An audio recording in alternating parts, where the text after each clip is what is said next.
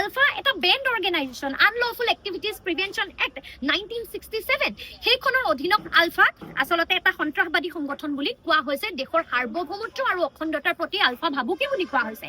গতিকে এজন মুখ্যমন্ত্ৰীয়ে সেই যিটো বেণ্ড অৰ্গেনাইজেশ্যন লৰ অধীনত যিটো সংগঠনক সন্ত্ৰাসবাদী সংগঠন বুলি আখ্যা দিয়া হৈছে যিটো সংগঠনৰ লগত আপুনি ফোনত যোগাযোগ ৰাখিব নোৱাৰে ফোনৰ লগত টেলিফোনিক বাৰ্তালাপ কাৰোবাৰ থাকিলেও এৰেষ্ট কৰা হ'ব পাৰে যিটো সংগঠনৰ লগত আপুনি কোনোবা ব্যক্তিৰ লগত যদি আপুনি যোগাযোগ কৰে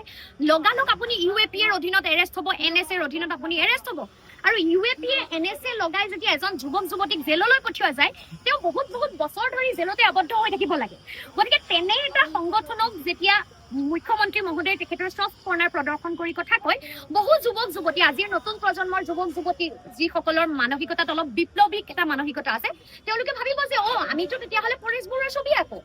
কথাটো হ'ল যে পৰেশ বৰুৱাৰ ছবি যদি কোনোবাই আঁকে তেতিয়াহ'লে আমাৰ আৰক্ষী আমাৰ প্ৰশাসনে সেই মানুহজনক এনএছএ লগাবনে নাই